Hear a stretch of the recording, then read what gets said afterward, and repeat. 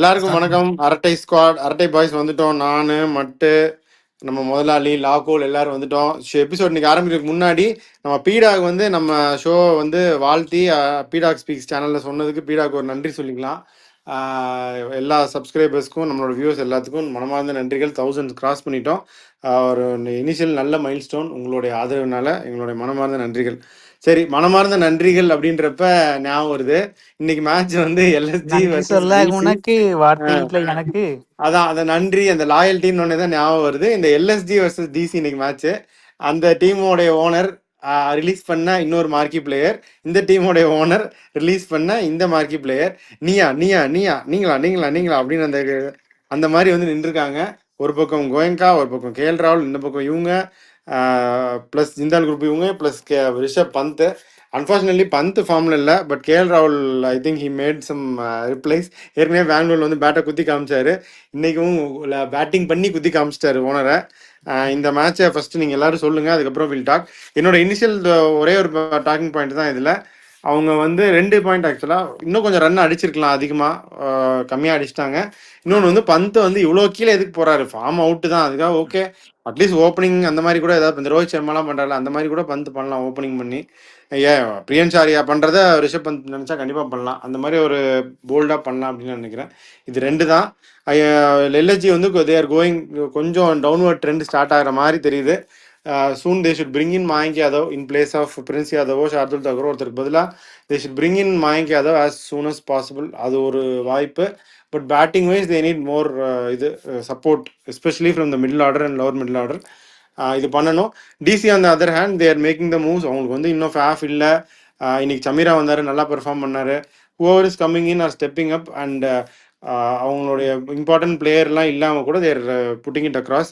So வந்து they are making good progress towards the play off. இதுதான் என்னுடைய assessment initial. நீங்களும் சொல்லுங்க பாய்ஸ், அதுக்கப்புறம் நம்ம திருப்பி கண்டினியூ பண்ணலாம். மட்டு அதான் அவங்க போர் டிசிஷன் தான். பண்ட்டு அவர் போர் ஃபார்ம்ல இருந்தா கூட பரவாயில்ல. 2 சைடு, ஒரு சைடு ஷார்ட் பவுண்டரி, ஒரு சைடு லாங் பவுண்டரி இருக்கும்போது லெஃப்ட் ஹேண்டர் மில்லரானாச்சும் கொண்டு வந்துருக்கணும். எதுக்கு சமாதை கொண்டு வந்தாங்கன்னு தெரியல. அவர் சமாதுக்கு வந்து ஸ்பின் வந்து ஒரு இது வரைக்கும் விளையாட ஒரு சீசன்ல கூட பெருசா ஸ்பின் ஆனதில்லை. குல்தீப் யாதவ் இன்னும் 3 ஓவர் போடுவான்ற போது, அதாவது ஒருத்தவங்க லாஸ்ட் டைம் ஒரு ரோல் அடிச்சாங்கன்னா அதே மெயின்டைன் பண்ணும். அது இல்லாம தேவையில்லாம அந்த டிசிஷன் எடுத்தாங்க. அண்ட் பதோனியும் பேட்டி கொடுக்கும்போது அவர் சொல்றாரு, நான் இம்பாக்ட் சபா இருக்கிறது வந்து மயங்க் யாதவ் கொண்டு வரதுக்கு ஒரு ஆப்ஷனா தானே. அப்புறம் எதுக்கு பந்துக்கு முன்னாடி அவர் வராருன்னு தெரியல. அது ஐ திங்க் பந்த் வந்து அவ்வளோ லேக் ஆஃப் கான்ஃபிடன்ஸா இல்லை அந்த கையில ஏதாவது இன்ஜுரியா என்னன்னு தெரியல. இல்லை பந்தா ஃபோர்ஸ் பண்றாங்களா யாராச்சும் பின்னாடி இருந்தது? அதுக்கப்புறம் ஜாகிர் கானோட ஏதோ ரொம்ப கொஞ்சம் அந்த பேட்டிங் அப்போ ரொம்ப ஒரு இந்த கான்வர்சேஷன் சும்மா காமிச்சாங்க. அது என்னன்னு தெரியல, கொஞ்சம் ஒரு டென்ஷனான கான்வர்சேஷன்.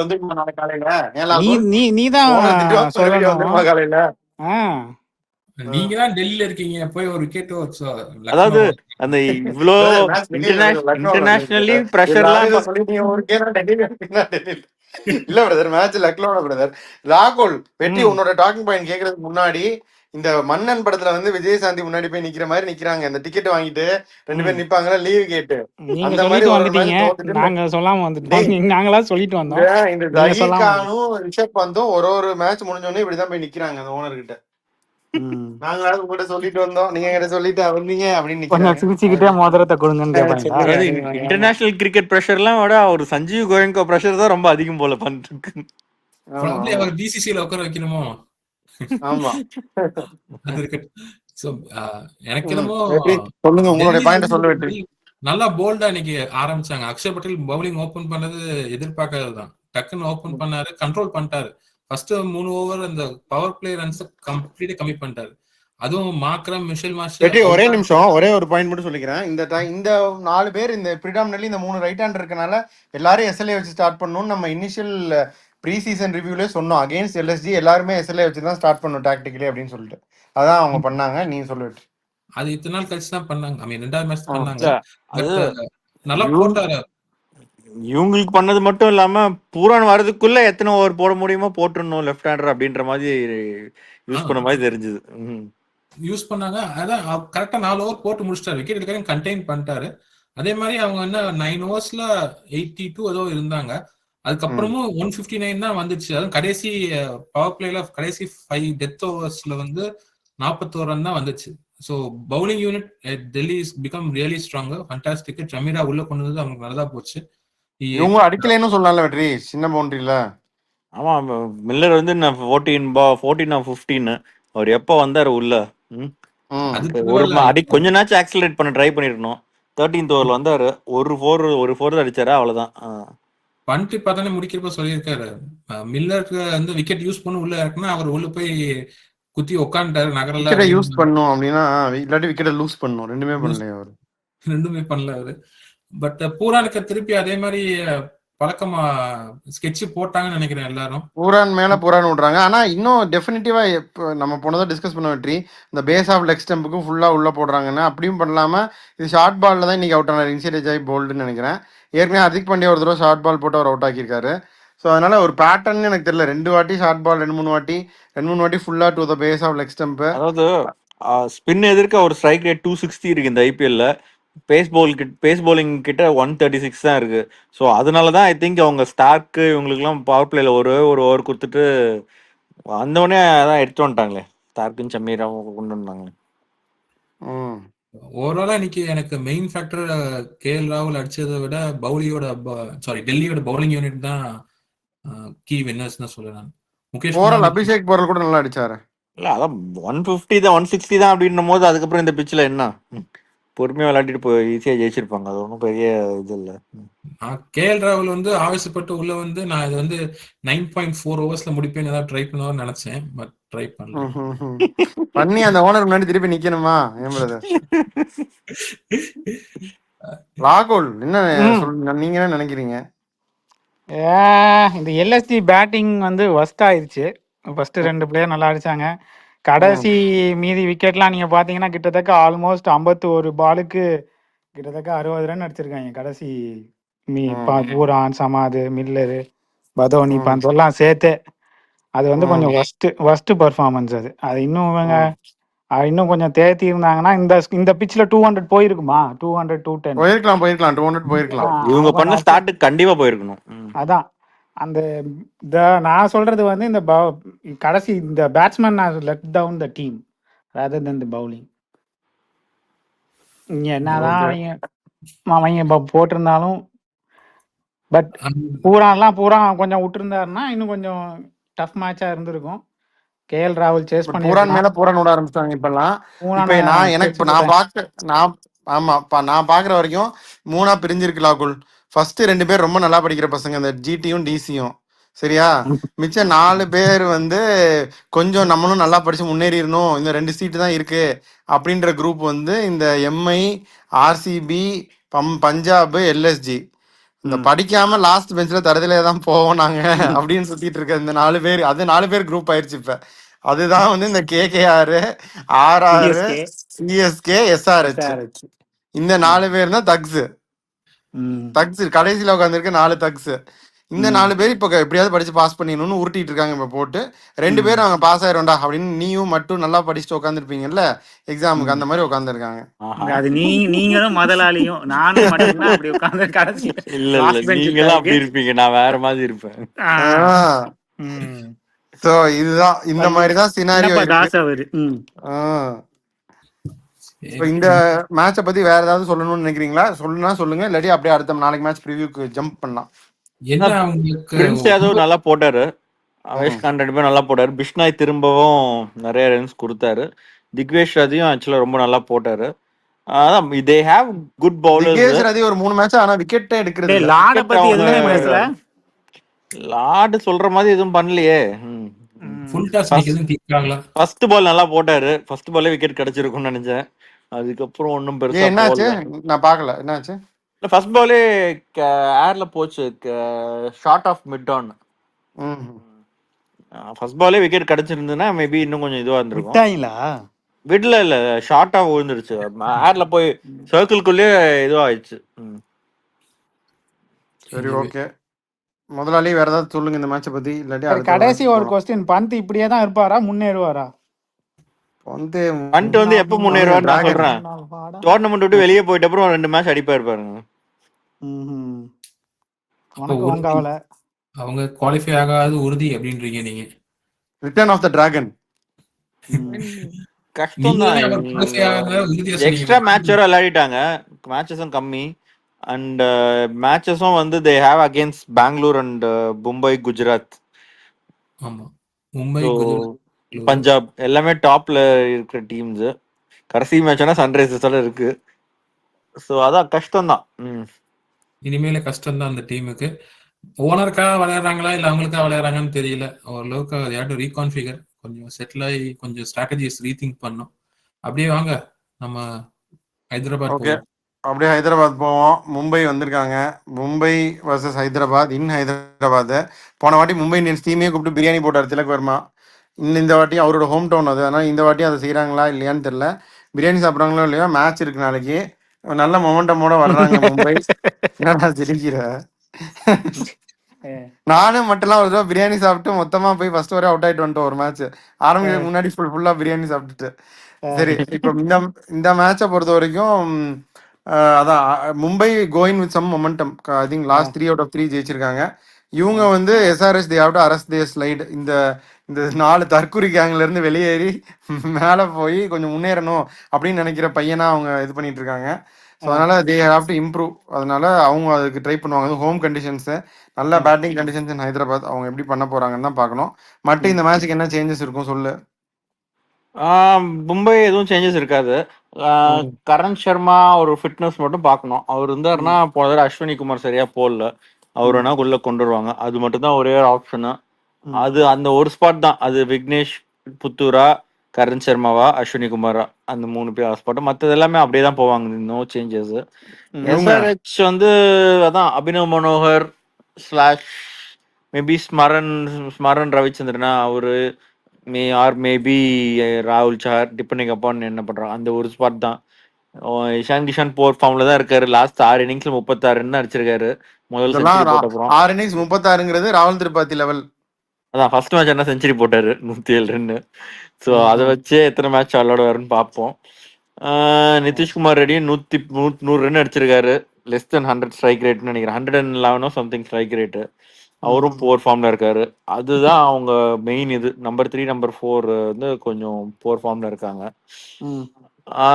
பட் என்ன சேஞ்ச் பண்ற அளவுக்கு எதுவும் ஆப்ஷன்ஸ் இல்ல. அவங்க இப்போ கொண்டு வந்திருக்காங்க ஸ்மரன் ரவிச்சந்திரன். அது மோர் ஆஃப் நெக்ஸ்ட் இயர் இவங்களும் நம்ம சிஎஸ்கே மாதிரி 2-3 மேட்ச் தோத்து கன்ஃபார்ம் ஆயிடுச்சுன்னா சான்ஸ் கொடுக்கறதுக்குன்னு தான் இருக்கும்னு நினைக்கிறேன். So they will go with same team. அந்த அபினவ் மனோகர் ஸ்பாட் மட்டும் தே வில் டிசைட்.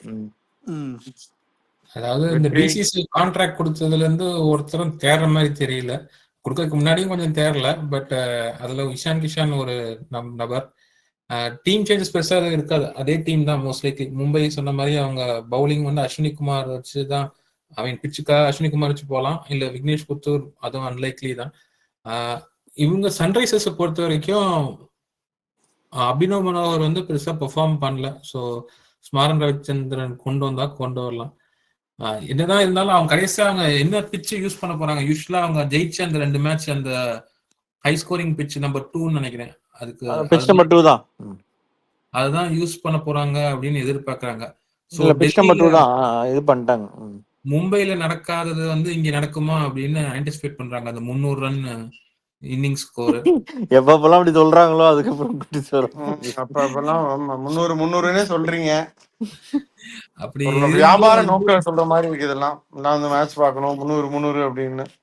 ஆனாலும் அந்த 300 வருமானு தெரியல. பட் மும்பை பவுலிங் அட்டாக் வந்து இப்ப ரொம்ப நல்லா டெவலப் ஆகி looks very well formed, well rounded. So அப்படியே அவ்வளோ பவுலிங் அட்டாக்லாம் ஒன்றும் இல்லை. சிஎஸ்கே கூட பவுலிங் அட்டாக் நம்ம நம்பாதீங்க. அப்படின்னு சொல்ல முடியாது. நீ இப்போ இவங்களுக்கு எஸ்ஆர்ஹெச்சோட கம்பேர் பண்றப்ப ஷமி இருக்காரு, கமின்ஸ் இருக்காரு, அவங்க 2 பேர் இருக்கிற ஃபார்ம் கம்பேர் பண்றப்ப நீ போல்ட் பும்ரா ஃபார்ம் கம்பேர் பண்ண முடியுமா? போல்ட் ஒன்றும் பெரிய ஃபார்ம்ல இல்லை வெற்றி. நானும் விக்கெட் நியூ பால் வந்து விக்கெட்லாம் பெருசா இருக்கல. கண்டெயின் பண்றாரு. இப்போ ஆக்சுவலா வந்து ஒரு 15th ஓவர் 13th ஓவர் அந்த மாதிரி வந்து யாருக்கும் போட்டு 2 இதுதான் தோனி சொன்னாரு. சீக்கிரமாவே டெட் பவுலிங் ஆரம்பிச்சிட்டாங்க. அந்த மாதிரி சீக்கிரமாவே வந்து யார்கர்ல இருந்து போடுறாரு. பட் பும்ரா ஆப்வியஸ்லி எந்த டீம் இருந்தாலும் பும்ரா பெரிய இதுதான். ஸோ பவுலிங் அட்டாக் ஆமா. பட் ஆனா அதெல்லாம் மேட்டர் கிடையாது. பவுலிங் அட்டாக்லாம் இல்ல. பவுலிங் அட்டாக்னா Abhishek Sharma bowling attack they will not go below par. அவ்வளவுதான். இப்போ Boult may not be at his best, but that is still above par. Deepak Sagar போன மேட்ச் 4 ஓவர் 32. அதுக்கு முன்னாடி மேட்சும் இம்ப்ரூவ்டு.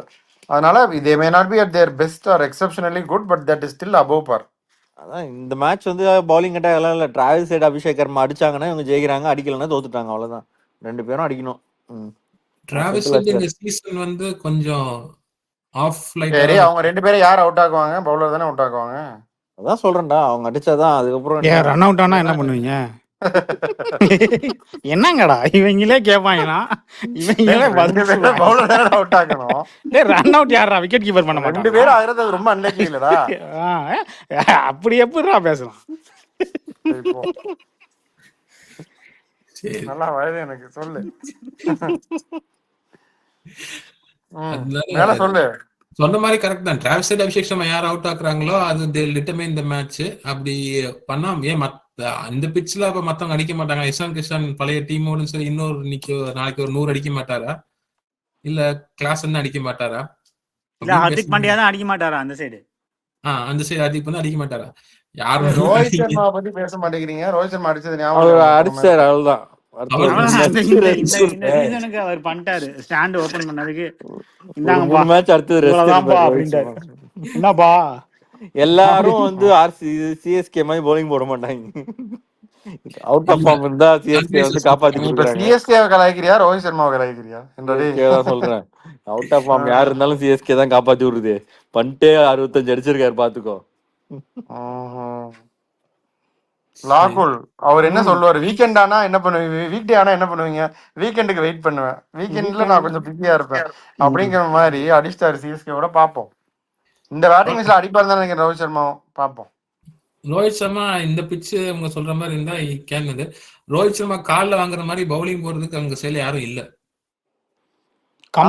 ஐபிஎல் இல்ல வெற்றியா, ஐபிஎல் எல்லாம் தூக்கி தூக்கி அடிச்சு தான் விட்டாரு நிறைய. இப்ப ரொம்ப நாள் இப்ப காலில் வாங்கி இல்ல ஷமி 5 தடவை விக்கெட் எடுத்துருக்காராம். கமின்ஸ் வந்து 4 தடவை விக்கெட் எடுத்துருக்காராம். அது வந்து கீ மேட்சப்ஸ் என்ன வேற என்ன சொல்லுங்க? மேட்சப் வந்து ஹெட்டி Sharma against Boult and Bumrah. Vijay அது கோவப்படுறாரு. விக்கே வந்து தீபக் சார் ஏன் விட்டீங்க அப்படின்னு கோவப்படுறான். டேய் அது வந்து போன தடவை எட்ஜ் வாங்கிச்சு ஃபர்ஸ்ட் பாலே கேட்ச் விட்டான் அந்த வில் ஜாக்ஸ். ஆமா ஆமா ஆமா ஆக்சுவலா அதான் சொல்றேன், ஏன் அவருக்கு சொல்ல மாட்டீங்க அப்படின்னு.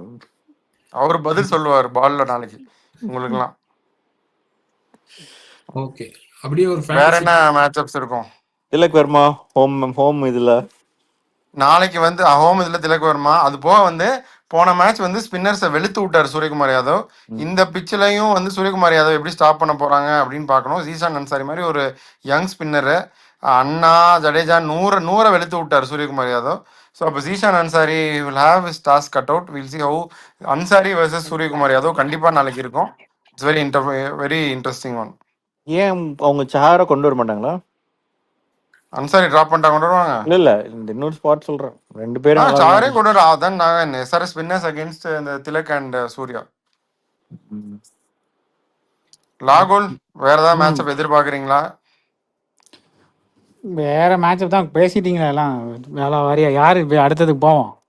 யாரு ஜெயிப்பாங்கன்னு சொல்லுவா. Reliance versus Sun groups. அதான் புஷ்பா வர்சஸ் டான் அப்படி வந்துட்டீங்க நீங்க. சொல்லுங்க, யார் ஜெயிப்பாங்க சொல்லுங்க. மும்பை இந்தியன்ஸ் 2 வாட்டி எக்கோ கொடுத்துட்டு தான் அவர் சொல்லுவாரு. மும்பைடா, அதான் என்ன பண்ணிட்டு இருக்கீங்க? என்ன பண்ணு சொல்லுங்க. நானும் மும்பை இந்தியன்ஸ் தான் சொல்றேன். சொல்றா எஸ்ஆர்எச்னு மட்டு நீ சொல்லு. நான் மும்பைன்னு சொல்றேன்ப்பா. சரி 3 பேரும் மும்பை சொல்றீங்க, நான் சன்ரைசர்ஸ் சொல்றேன். சரிங்க, அதுக்குதான் நீ சொல்லுவேன். சரி இப்போ சன்ரைசர்ஸ் அவர் சொல்றாருப்பா. நம்ம 3 பேரும் மும்பைன்னு சொல்லிட்டோம். என்ன ஆகுதுன்னு பார்ப்போம். அப்படியே ஃபேண்டசி பிக் பண்ணுங்க லாகுல். ரோஹித் சர்மா, பும்ரா, பாண்டியா. 3-2 3 சொல்லிட்டு வெயிட் பண்ணு. அவ்வளவுதான். பாண்டியா, பும்ரா, ரோஹித் 3 பேர் சொல்லியிருக்காங்கடா. ரயன் ரிக்கில்டன், சூரியகுமார் யாதவ், இந்த சைடு வந்து கிளாசன். ஓகே, அவன் எப்படி ஹெட் அபிஷேக் சர்மான்னு சொல்லுவான். ஹெட் அபிஷேக் சர்மா, திலக் வர்மா. சர்மா இன்னொன்னு வருமா. 9 பேர் எல்லாத்தையும் நீங்களே எடுத்துக்கிட்டீங்க. நான் வந்து சரி சொல்றேன். நான் வந்து போல்ட், தீபக் சாஹர், நிதிஷ்குமார் ரெட்டி போங்கடா. Fantasy king Harshal Patel, Cummins around. Harshal Patel போடுங்க. வியூவர்ஸ் உங்களுக்கு பிடிச்சதை அள்ளி போடுங்க. Boult, Deepak Chahar, Cummins, Harshal Patel. உங்களுக்கு யார் வேணுமோ இந்த சைட்ல இருந்து ஒன்று, அந்த சைடு இல்லை 2 கூட நீங்க பிரிச்சு போடலாம். பார்ப்போம் என்ன ஆகுதுன்ற. இதுதான் எங்களுடைய ஃபேண்டசி சஜஷன்ஸு. 3 பேர் வந்து மும்பை ஜெயிக்கும்னு சொல்கிறோம். மட்டு வந்து வீம்புக்குன்னு எஸ்ஆர்ஹெச்னு சொல்லுது. என்ன ஆகுதுன்னு பார்ப்போம். இதுதான் இந்த இன்ட்ரெஸ்டிங் மேட்சப். நாளைக்கு என்ன ஆகுதுன்னு பார்க்கலாம். ஹை ஸ்கோரிங் மேட்சாக தான் கண்டிப்பாக இருக்கும்னு நான் நம்புகிறேன். பாய்ஸ், நீங்களாம் உங்கள் ஃபைனல் கமெண்ட் சொன்னீங்கன்னா we can sign out. I mean Sunrisers ஜெயிச்சா தான் டேபிள் கொஞ்சம் நல்லா இருக்கும். உனக்கு சந்தோஷமா இருக்கும்னு சொல்லு. இல்ல, கீழே இருக்கிற இந்த கேகேஆர் இவங்களுக்கெல்லாம் அவங்களாம் மேல வர்றதுல உனக்கு சந்தோஷம். அவ்வளவு நல்லவனா நீ? பேக் பிரான்ச் பாய்ஸை வந்து ஃப்ரண்ட் கூட்டிட்டு வராரு அவரு. ஆமா, முன்னேறாரு. கூட்டிட்டு வர்றாரு. சன்ரைசர்ஸும் ஈக்குவல் பாயிண்ட் வருவாங்க, கல்கட்டா ஈக்குவலா வருவாங்க. ஓரளவுக்கு ஆப்ஷன்ஸ் இருக்கும். அப்படி முடிஞ்சதுன்னா அதுக்கப்புறம் ராஜஸ்தான், சென்னை வந்து சரி, அதை தவிர மற்றவங்களுக்கு எல்லாருக்கும் ஒரு சான்ஸ் இருக்கும். இல்லைன்னா ஆல்மோஸ்ட் கிளியர் கட் டிஸ்டிங்ஷன் வந்துடும். கீழே இருக்க 4 வந்து கிளியர் கட் தான் அப்படின்ற மாதிரி. ஒரு நல்ல மட்டும் சொன்ன மாதிரி சன்ரைஸ் ஜெயிச்சா கொஞ்சம் இன்ட்ரெஸ்டிங்கா போகும். ஆனா அது நடக்காதுன்னு தோணுது. I think Mumbai will continue the March towards the top. அதே மாதிரி அந்த சைடு டாப் நல்லா படிக்கிற பசங்களாம் கொஞ்சம் டெஃபினிஷன் தெரிய ஆரம்பிச்சிருச்சு. ஸோ குவாலிஃபிகேஷன்ல வந்து கொஞ்சம் கிளாரிட்டி கிடைக்க ஆரம்பிச்சிருச்சு. இன்னும் ஒரு மேட்ச்ல மோஸ்ட்லி இன்னும் அடுத்த ரவுண்ட் மேட்ச்ல எல்லாம் தெளிவாக தெரிய ஆரம்பிச்சிடும். So will you back with review of this match. Sign off squad.